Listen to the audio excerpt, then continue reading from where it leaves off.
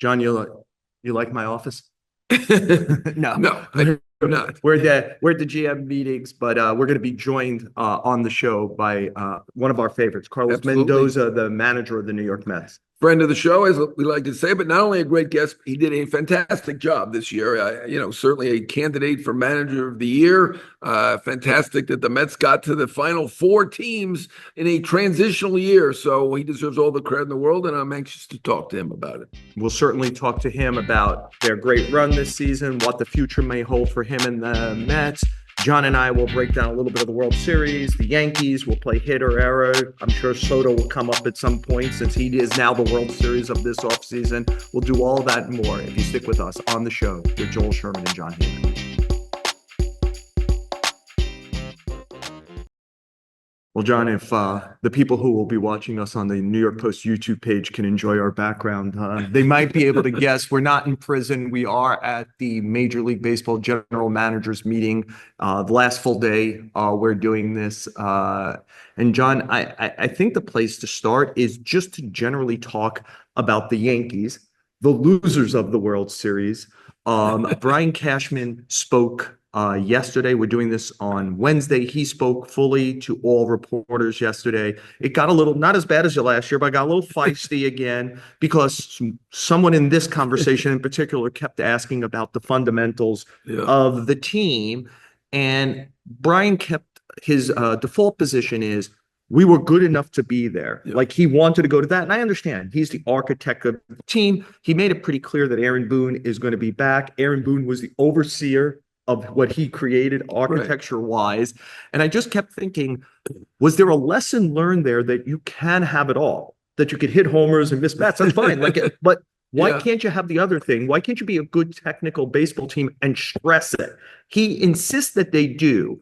But that's like saying I'm a good director of a play and then no one knows their lines, right? Nobody knew their lines. I wonder what you thought after watching the 5 games of the World Series, the whole season, and hearing that. Well, I missed your banter with him this year. Last year it was great. It was fireworks. So we really enjoyed it, at least from a spectator standpoint. So I like the way you emphasized the word losers of the World Series. Yes, I do believe you can have it all. I do believe you can win the World Series just hitting home runs and throwing the ball hard and being ultra talented. It is possible. It is possible they could have gotten through one more round, but it certainly would be a lot better if they knew how to run the bases and they fielded the ball better and always threw to the right cutoff man and the right base and all that. And they need to work on this. I mean, you and I both interviewed the same person on the cusp of the World Series, and he told us that they worked hard on their base running in spring training. It sure did not show it. I mean, obviously, Jazz Chisholm wasn't there in spring training, but I mean, Gleyber Torres, not a good base runner. He's now free agent. Anthony Rizzo, I don't know what he was doing. He was always considered a very savvy base runner. I mean, it's a force play at second base. How about Anthony Volpe made, I think, at least 2, maybe 3 in the postseason base running mistakes? Absolutely. Is it like, oh, we're stressing trying to score runs and we're trying to do a little too much here? John, I think whether it's you're a parent, a teacher, manager, coach, you are what you emphasize. And I always wonder are the Yankees checking boxes? Like, oh, did we go over the replay? Oh, the relays? Did we do the base running? Because to watch them is not to see a technically sound team. And to the point, you made a good point, which is I've called them the loser World Series.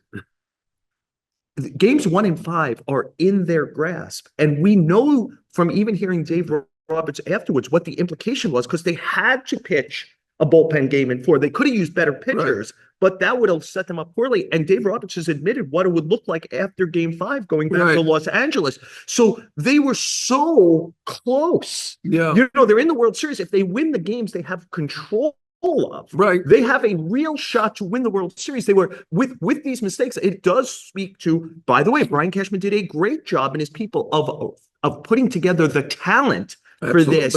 We need refinement of the talent where this stuff is important. It never felt important. If you're not cleaning it up to me, it's not important to you.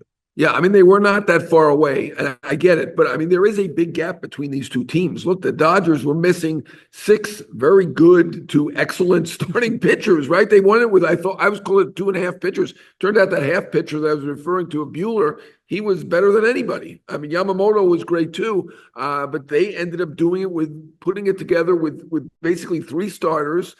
They had a bullpen game. That was the game the Yankees won, the only game the Yankees won. Look at the Dodger team. Now, his shoulders hurt more than we heard. And we'll see if he's able to pitch right away next year. I don't know that that's certain at this point, but I mean, they're going to have Kershaw back, Glasnow back.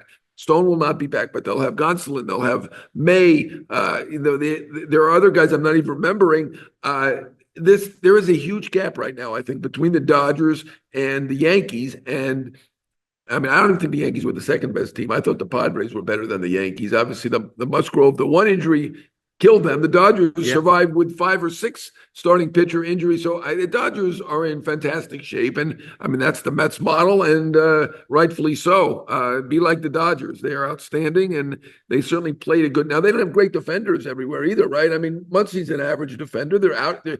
Edman is really, I think, more of a versatile guy, center fielder. He's not really a starting shortstop, but he did a great job. NLCS MVP.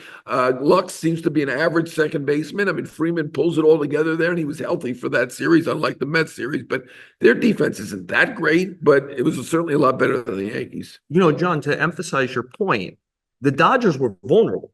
In other words, this is if you don't get them this year. Right. Like Ohtani was compromised. All the pitchers who you mentioned were out. I mean, I'm assuming they're going to get Sasaki if he comes this offseason also. Don't let him get Soto. Yeah. Don't let him get Soto. Right. So, this is, to me, this was a gifted walk for the Yankees.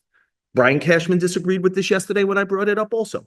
Since 2017, in the playoffs, the Yankees are 7-0 against AL Central opponents. 7-0. They are 1-7 against all other opponents. The one is a single wild card win against Oakland, who might as well be in the AL Central, right? Like spiritually. They just went 1-4 in the World Series. They won the AL Central of games, the bullpen game that the Dodgers pitched. Brian Cashman dismissed that out of hand. He said something like, essentially he was a small sample size, but then when he said he was vindicated and pointed out Volpe, he was vindicated what he said last year, that their offense would be better. I said, right, but Volpe had a lower OPS this year than last year. And he goes, what about the postseason? And I'm like, well, but that's a small sample. In other words, like when the small sample size fits your argument, right? Like we're up to small sample size. Anyway, it felt very cakewalky. Yeah, a little bit. I mean, they dominate the Central. They've been doing that since I was a kid. That's a long time ago. I guess I'm going to give them an asterisk, though, because the Astros, they did cheat a little bit there that one year, right? So maybe the Yankees would have won that series. So I'm going to give them a little. I'm giving them a little bit more than you're giving them. That's all. So let me ask this question, because I've been thinking about it a lot. About these Yankees went to the World Series. I don't think these Yankees beat the 2017 Yankees. I don't think they beat the 2019 Yankees, and I don't think they beat the 2022 Yankees. This isn't even the best Yankee team of this period. It had the way to get to the World Series, and it got there. Right. I'm not positive that this is the best version of the team that we've seen. Soto changes everything, but it wasn't the best version of Cole that we've seen. It certainly wasn't the best defense we saw. LeMahieu was a MVP level player on a couple of those teams, and they were better. To me, they were better. I think you could get a full sense of who the Yankees are if you just play they went to the World Series. Yeah, I think you're right. I think that's correct. I don't think they were as good as those teams, but I think they were very fortunate that they had terrific health. I mean, all these other teams seem to have terrible injuries to important players. I mean, the Yankees had an extra starter. The Dodgers, I mean, we've gone over this. They didn't have a whole rotation, right? This was their best chance. This was their best hope in a long, long time. And it was not their best overall team. They do need to clean up all those things that you talked about. And they're going to need to have a big off season, whether they get Soto or move on and go to plan B and C and D. And I don't know, what do you think about their chances on Soto, and what do you think about their plans B, C, and D? I know they talked about Alonso, and Cashman revealed that publicly, so I think he wants that out there, right? That they're talking to Alonso, right? I mean, they know the Mets are in on Soto big time. So I think it was interesting that he put that out there. I'm not sure Alonso fits the Yankees. They already have 2 big right-handed sluggers, so they need to get Soto. If they don't get Soto, what do they do? I would say this is if they get Alonso and Alonso and Stanton get on base, I think those two guys are just 6 hits away from scoring a run. I mean, I think at some point you have to get away from the DH model of doing this as good as great a home run hitters as both Stanton and Alonso is. That it wasn't the Yankee problem. The Yankee problem is not getting the ball out of the park. The Yankee problem is being a deep, good lineup, deep, good defense, having real backup players to put in the game, etc. I think the World Series now is Yankees Mets on Sunday.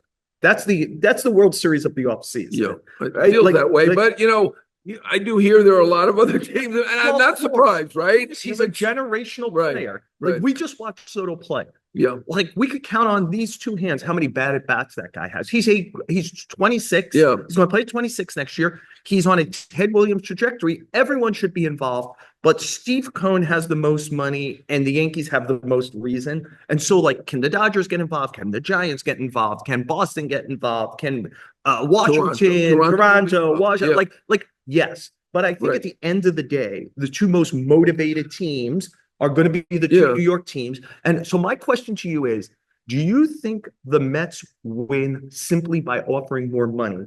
Or it's got to be a factor of something to get him out? Because we both talked to Soto this year. Don't you get the feeling Soto, obviously he should go with money. I think he wants to be a legacy player. Like it matters to him. And I think that is. So how much is going to leave on the table? That's the question. Is like with the Yankees, it's a little easier. And look, he could hit in any ballpark, but that ballpark is so made for him. There's so much average to left center and so many homers to right. It just feels like it's made for him. The history is made for him. On the other hand, Steve Cohen might say they offered you $575. I'm offering you $650. Yeah. Like we're not even in the same world, and I don't know how he walks away from it. What do you think about how it plays it? I mean, one of my favorite players I ever interviewed was Zach Greinke, and after he signed back with the Dodgers for I don't know, it was $147 million or something like that, he told me if somebody had offered one, and he's sitting in the Dodger clubhouse, and he says if somebody offered me $1 more, I would have gone there. We're not going to get that out of Soto or anybody else. That's not going to happen, and certainly not before the deal is done. I think there's some amount of money that he would leave on the table. I'm assuming that, but that's just a guess. I really don't know. I mean, the contract is huge. I do think the winning is huge. Right now, the Yankees obviously had a team that made it to the World Series. The Mets came close to the World Series. They have more free agent questions. They've got 3 starting pitchers who are free agents at this point. So they have to do more, but obviously with Steve Cohen there, David Stearns did a terrific job. They're going to be able to do a lot. So, I mean, I think the Mets have a good shot at this. I really do. They have a good team, or they're going to have a good team. They're intent on winning. They have a very good general manager. I don't know that the legacy tradition is going to mean as much to him as somebody like who's homegrown. He was there 1 year, and I think he generally liked it. He loved it. Obviously, loved the bleacher call if you saw his reaction. But I don't think it was a perfect thing, and I think he will. The money's going to be big. The money will be big, and the winning will be maybe not quite as big, but it'll be big also. Look, why don't we just give a second on the Mets here also? Whether they get Soto or not, and obviously if you get Soto, it answers a lot of questions, right? You don't have to worry about Alonso. You probably could. But they can afford both. They can afford both. Well, I don't think the Yankees. I know the Yankees are acting well going to Alonso. I don't see the Yankees signing Alonso if they sign Soto. Either do I. I think that they would pivot in a different way there and might try to overload on pitching. You could convince me they would make like Snell and say, we'll try to play a different way with Cole and Snell as legit game 1 and 2 starters in the playoffs. You try to push Rodon down, see if you could trade Stroman, whatever else would be going on. Right. There. And I like that plan B too. If they don't get Soto, load up on the starting pitching and have actually great starting pitching. Yeah. And Soto's going to be 600 million plus. I know I've written 700. Other people have said 700. That's probably at least three great players you could get instead of him. So I don't think it's the end of the world if they don't get Soto. I know Yankee fans are going to be upset. They'll be priority. Very good, and they'll get more players. And Judge and Cole are still great players to build around. Absolutely. But they are both getting a little older. And look, we don't have to worry about this, and it's probably for a different point in the offseason when we're doing shows. But when you have Judge, Soto, and at least Cole for the next 4 years, that's going to be about 120 million plus of just three players. That means you're pregnant at 300 million every year, a place that Steinbrenner has said he doesn't really want to be, but you're so pot committed. You can't have those guys at 130 million No. and then say, you know what we're going to do? We're going to cheap out the rest of the way. Yeah, but, the revenues are the highest in baseball. They can go higher. I agree, but I'm listening. Steve Cohen is losing money. I do believe they tell me. I heard it was 300 million that he lost. I'm not sure. I'm not here to get a tin cup for any of them, but I'm going to take the person at his word, which is Hal Steinbrenner has made it clear. He has said on the record, this is unsustainable for me and my family. Right. Whether he could make it a $400 million payroll is like, you and I could agree. Unsustainable is different than I'm not doing it, right? Yes. Well, yeah. If he goes over to 350 or whatever, he's not a liar. If he didn't do it, right? Nobody's gonna accuse him of anything. They're all gonna applaud, right? Yeah. So I'm looking at 301, which is the Steve Cohen tax this year, as he's going to try to drive under 301. Well, if you're going to sign Soto, that's going to be very. It's going to be very difficult because they were probably at 315. I don't know what the rest of the team's going to look like. I'm going to say that's kind of like what they're going to. He's not going to make it public. Anyway, we gave the Yankees a lot of love here. We're certainly going to do a lot on the bench. Love? We gave them a lot of attention here. Yeah, okay. We gave them a lot of attention. Look, we should say this. I want to say this on the way out then, because I think you're right. Is we always say that the team that loses, like the Buffalo Bills lose 4 championships in a row, Super Bowls in a row, they're losers, or the Braves go to the playoffs 14. The Yankees were an exceptional team. I mean, Joe Kelly can say what he wants about them being the 8th best team in the sport or 9th. They were an exceptional team. I think we're trying to hold them to a high standard, right? Because they tell us championship or bust every year. Like, we're judging them as the smart kids in the room. Like, you need to be an A plus team. Because that's what they are. Kelly can say, well, didn't he say that Fat Joe was a curse or something like that? I mean, they won those 2 games. I get it. You know, I guess if you played in Boston, you really believe in curses. I personally don't believe in curses. No. Or coincidences. The Dodgers were the best team. They won. Just celebrate. You don't need to say the Yankees are the 8th best team. They weren't the 8th best team. Was San Diego better? Was Philadelphia better? Maybe. Maybe they weren't the 2nd best team. But in history, as far as history goes, they're the 2nd best team, and not really a loser. John, I don't believe in curses, but I do believe in good baseball and good guests, and we certainly have a great guest coming up next. Carlos Mendoza, the manager of the New York Mets, joins us on the show.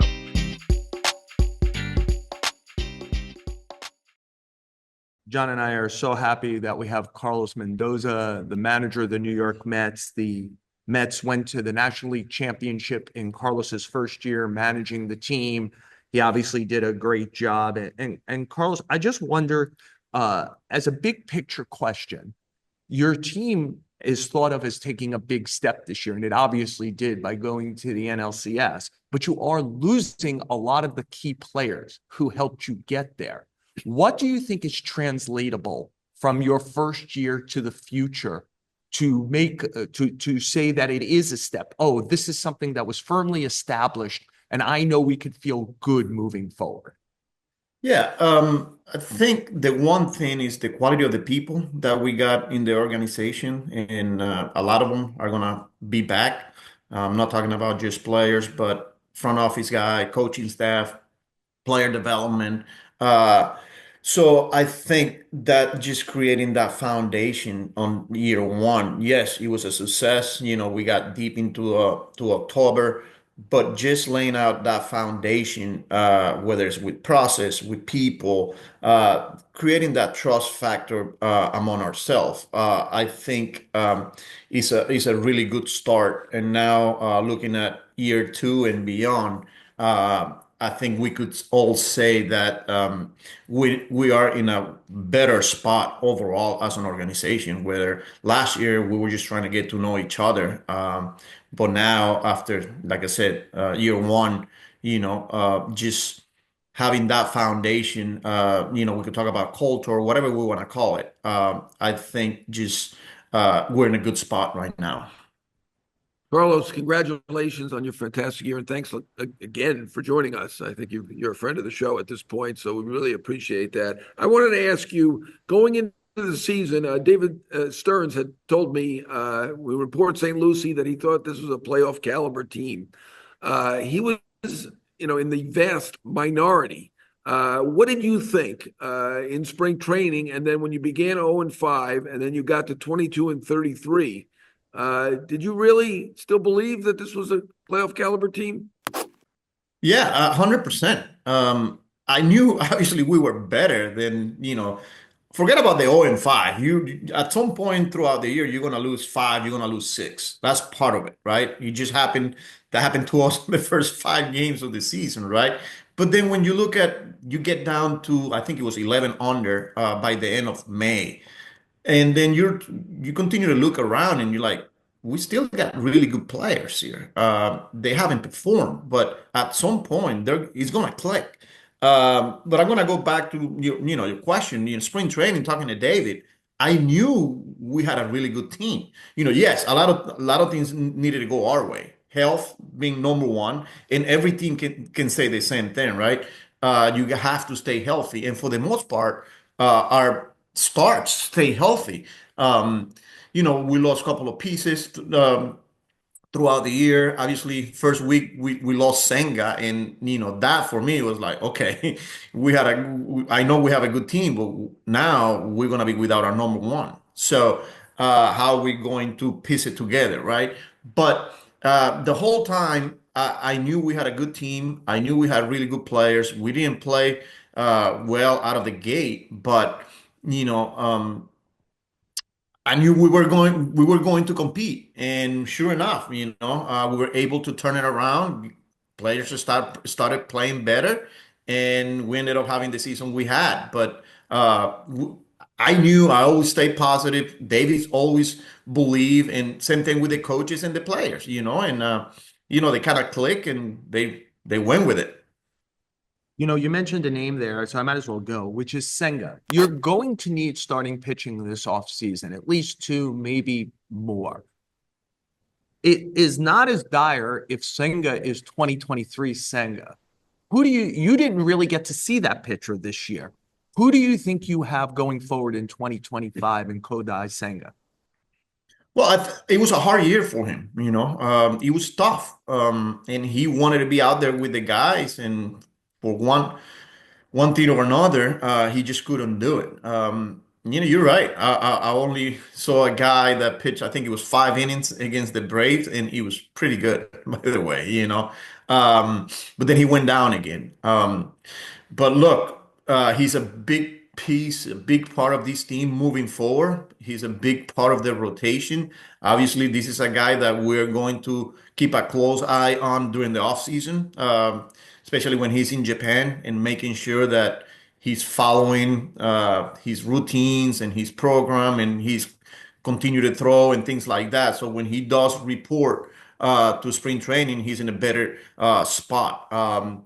So like I said, he's a big part of our rotation. You mentioned we're gonna need arms, and he's one of them that we got on our roster. And I'm looking forward for a healthy 2025 from Kodai Senga, because he's legit. When he's healthy and when he's on, he's real. And we're gonna need him. Let's ask you about Pete Alonso.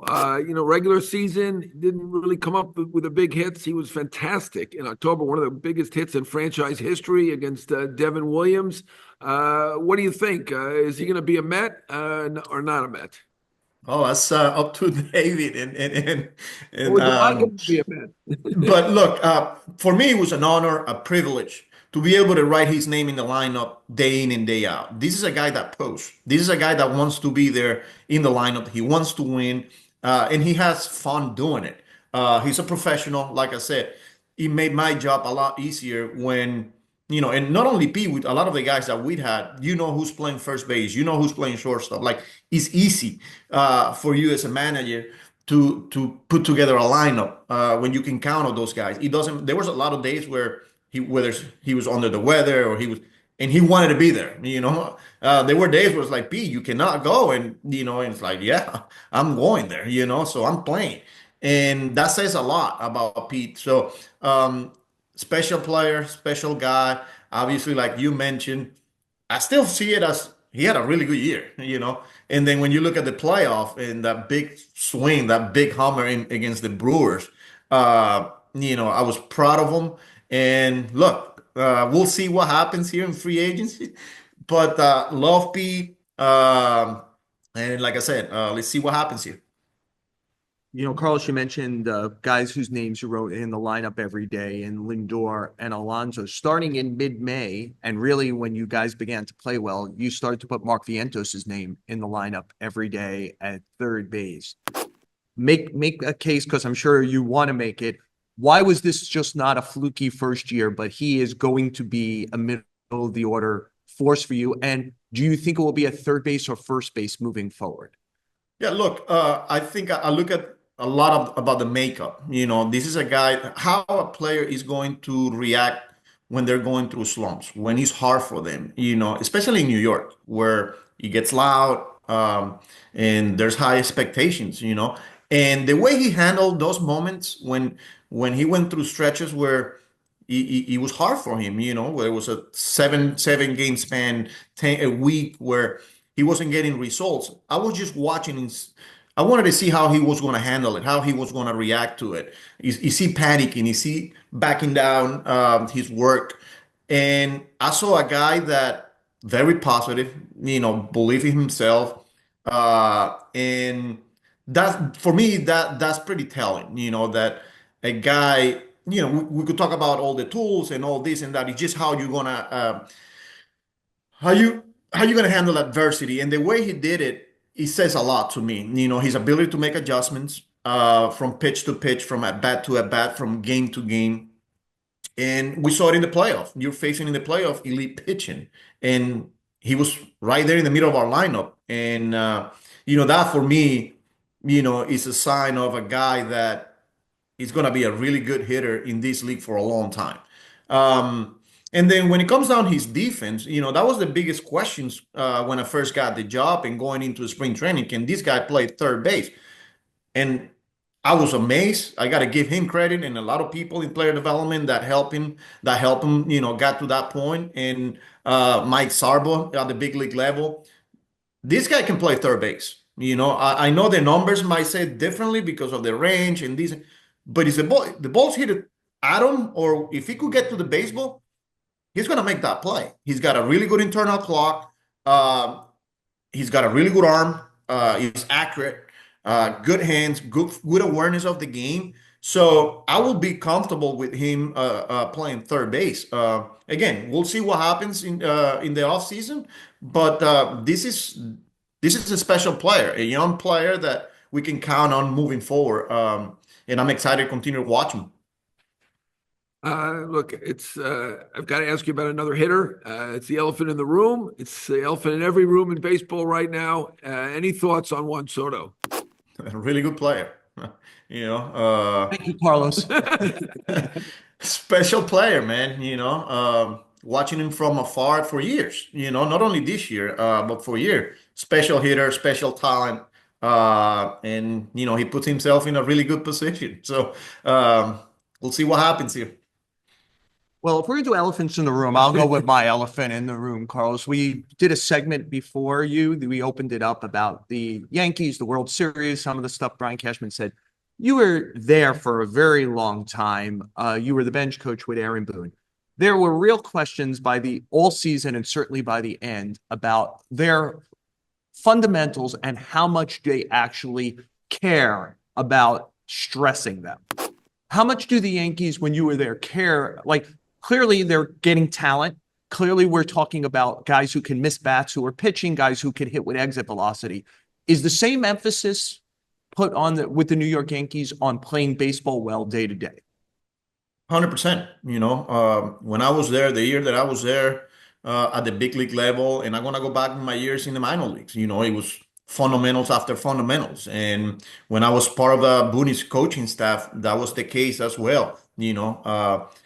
We stress a lot of working on fundamentals, and it happens, man. Obviously, it happened in the one of the biggest games of the season, Game 5 in the World Series, and we're all watching that inning unfold. But even this year, when I'm with the Mets and we're playing the Yankees at Yankee Stadium, I saw them. I was watching them doing PFP, at 3:30 in the afternoon. Garrett Cole is the first one out there. And he's they do work on it. They pay attention to details, and it just uh, happens, man, in baseball, you know. But the years that I was there, it was a big emphasis, you know, like we have to execute fundamentals, whether it's the cuts and relays, being on the right place, throwing the ball to the right base, running the bases the proper way, anticipating plays, playing with the scoreboard. Those are some of the things that, you know, we talk about it as a staff. We work on it, and you know, I'm pretty. Like I said, I watched them do. They were doing PFP, and this was June, you know, and uh, it's just it happened in the World Series, and now it's a big story. But it starts from Booney all the way down to player development, and you know, I could say that I was a part of that, and they do work on it. So it's just too bad that happens in the World Series. You know, I was at the NLCS, and you guys were a playoff caliber team. You and David were two of the only people who were correct about that. But I do want to ask you about the gap that seems to exist between the Dodgers and everybody else. Now, you won 2 games against the Dodgers, which, I mean, you did a terrific job beginning to end, and including the NLCS, nothing to regret. But in those 4 wins that they had, they outscored the Mets. I believe it was 37-7. Freddie Freeman was not himself in that series. I mean, he didn't do anything. And then you had Ohtani wasn't pitching. You had no Glass now, no Kershaw, no Gonsolin, no May, no Stone, no Miller. I mean, the gap seems on the surface to be pretty big between the Dodgers and everybody else, despite the fact they only won 9 more games than you in the regular season. Am I wrong? That's a really good team. It's a really good organization, and they've been doing it for years. You know, there's a reason why they put themselves in a position to win a World Series year after year. I mean, that's a deep roster. You mentioned a lot of the guys that uh, they were on the active roster for the playoff, whether it was a Glass now, whether it was a Kershaw, like you name it. And you know, that's what you want. You want to have deep roster. You have to have a system in place that, you know, is not only at the big league level, but player development, scouting. Like that's a machine there, you know. And you know, our goal is we don't want to be like the Dodgers. Obviously, we want to create our unique brand and how we do things as an organization. But talented group. They're button up, you know, from top to bottom, and you know, you know that you're gonna have to face them. That's a really good team. Freeman, and you know, and all of those guys, they do a really good job. And look, we know what we're against, but we like our chances as well. You know, Carlos, we talked about Alonso earlier, who received a qualifying offer. The other 2 guys who received qualifying offers for you were Sean Manaea and Luis Severino, who obviously were terrific free agent signs by your front office and maximized by you and your staff this year. Do you think you kind of got the best of those guys? And hey, let's go try to find the next version. We have a little more to spend. Or would you like those guys back because you think there's a lot in the tank for both of those guys? I would love to have those 2 guys back. You know, uh, they're professionals, quality human beings, and you know they did a lot for us. You know, and there's a reason why, you know, we extended the qualifying offer. They put themselves in a really good position. But yeah, we want to have those guys back. There's a lot more in the tank there. We believe, you know, and you know, I'm proud of both of them because it wasn't easy for them the past couple of years. You know, they dealt with injuries. They went through a lot, especially Sevy. I watched Sevy get knocked down a lot, you know, by injuries, by performance, and uh, you know, got to give him credit and all, you know, our medical group and you know the performance science because they work really, really hard, especially in between outings. Those guys put a lot of hours and a lot of effort for them to be able to take the ball every fifth day. So, you know, like I said, they put themselves in a really good position. We'll see what happens here in the next few weeks, month. But yeah, I do want those guys back. I know that there's a lot more in the tank, and there's not only special players, but they're great people, and that's what we want here with the Mets. Francisco Alvarez. Got to ask you about him.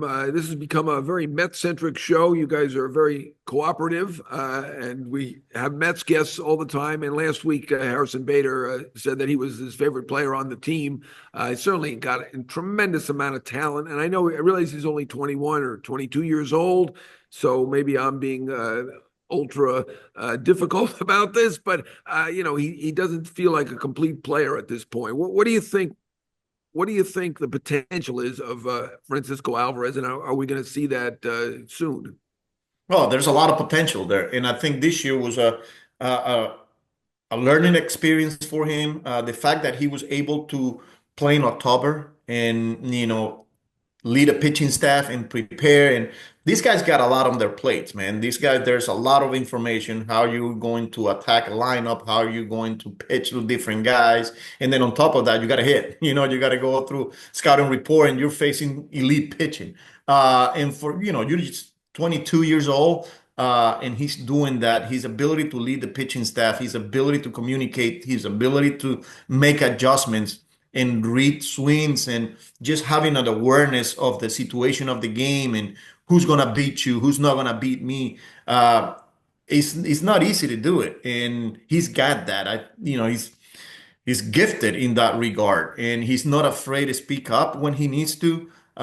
He's not afraid to, call people out when he needs to. And that's not easy to do when you're only 22 years old. And look, offensively, maybe not the year that he wanted it or we were expecting it, but man, there's power. And I think his ability to make adjustments offensively as well. He's always tinkering with his swing. He's always asking for feedback, whether it's with coaches, players. So I'm excited about this guy, and he's a big part of this team moving forward. So pretty pleased because he went through a lot. Obviously went down with an injury, but he was a different maker when he's behind the plate. Carlos, at this time last year, you were in the midst of being hired as a manager for the first time. 12 months later, what do you know now about doing this job that you could not know when you were applying, interviewing, and ultimately getting this job? Yeah. You don't know until you are actually on the manager's chair, and I think the one thing is just that everything goes through your desk. Everything that happens with the team, every decision, it comes through your desk and you're the one that have to sign off on it.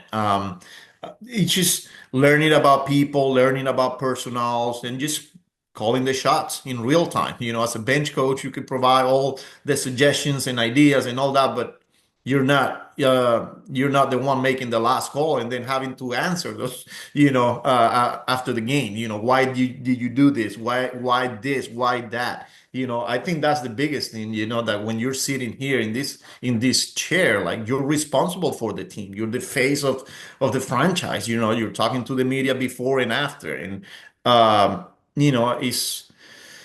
think that's the one thing that kind of hit me at the beginning, where everything comes through my desk, and I'm the one that have to sign off on it. But look, great people. I have a really good support system from the front office, from the coaches, and even with the players. So it was a pretty good experience for me on year one. Carlos, as a way to just wrap up, we're at the general managers meeting. I think the only manager I've seen here is Will Venable, the new manager of the White Sox. This is generally not a place where managers are involved to various levels about how their teams are put together in the offseason. As we've mentioned, I think you have like 13 or 14 free agents. You're high up there. How involved and in what ways are you involved in how the roster is put together between now and when you show up in Port St. Lucie in a few months? Yeah, I'm always in touch with David.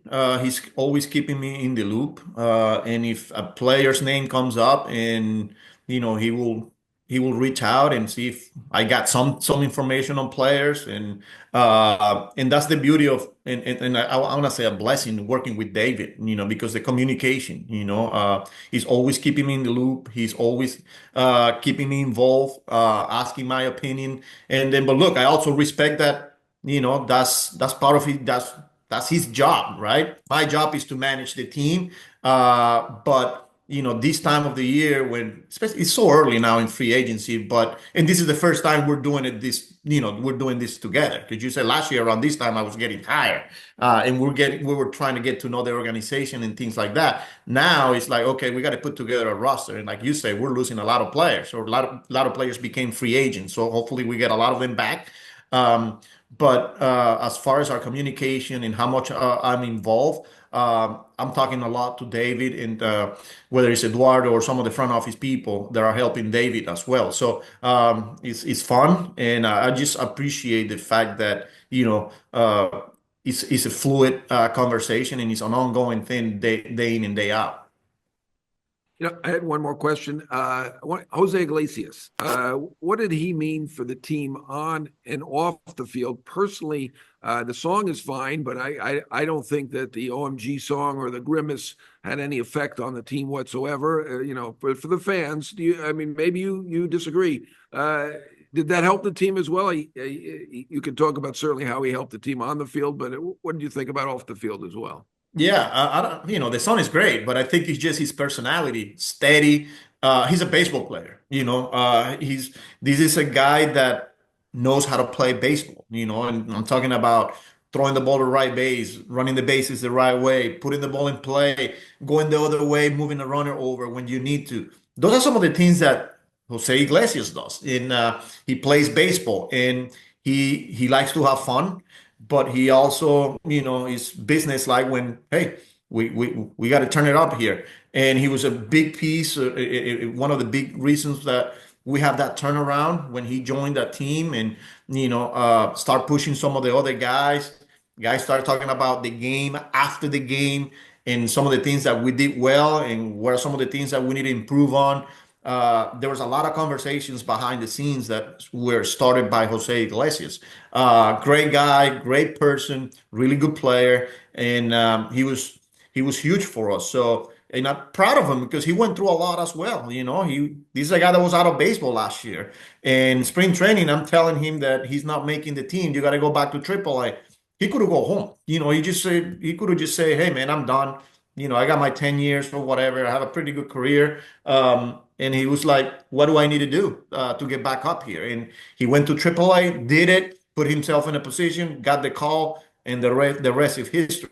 So I'm proud of him. And like I said, he was a big part of our team this in 2024. Why don't I close this up with the closer, Edwin Diaz? After missing a year, he came back. There were high highs, there were low lows. What do you think you have forward in Edwin Diaz? Yeah, look, it was a hard year, if you want to say it. Obviously, losing 2023, being out, and then it took him a while. Spring training somewhat limited, and he suffered it. He struggled in May, and he took it personal because he cares so much. This is a guy that wants to win as much as anybody as well. But it wasn't easy for him, and he had to work really, really hard. But look, man, the way he finished the year, got some big outs. Man, him going 2+, 2 innings, 40 some pitches, and his ability to say, "Hey, man, I'm good to go for tomorrow," or like that for me means a lot. And I think he learned a lot about himself, especially dealing with the injuries that he had, and dealing with some of the struggles that he went through in May, and just being able to overcome those hard moments. So proud of him, and he was one of the reasons why we got as far as we did. So really looking forward for a lot more years with Edwin, and we just got to keep him healthy. Look, John mentioned maybe not believing in hexes or whatever, OMG, Grimace. I hope I'm not hexing. I believe the award finalists are announced early next week. Am I right about that? I'd be shocked if you were not one of the 3 award finalists for National Manager of the Year, Carlos, because anybody who watched from afar, or like John and I did up close, saw what a terrific job you did in not an easy situation. First year, troubling start, key injuries to guys. You did a great job.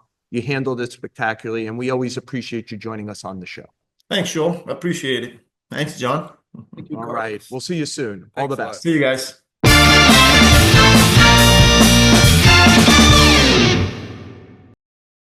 John and I, of course, thank Carlos Mendoza for joining us on the show. John, we get to do it together. Hit or error? I'm going to say error. I know this isn't a big deal, so small error here, a small E. Why wasn't Mark Vientos a Silver Slugger finalist? Doesn't make any sense. He's a better hitter. He certainly was a better hitter this year than Matt Chapman, who already got 151 million. That's enough for him. He didn't deserve to be a Silver Slugger finalist. Vientos was fantastic. He was even better in the postseason. Maybe they didn't count the postseason. Don't blame the writers. It wasn't us. He was the best hitting third baseman in the league, in my opinion. I mean, Bohm was in there. He didn't do anything in the second half. We saw him in the playoffs. Nothing. I think it was a mistake, but not the end of the world. Small E. Small E. Like E.E. Cummings, right? Yes, was exactly. small E's. I went Right. very poetic there.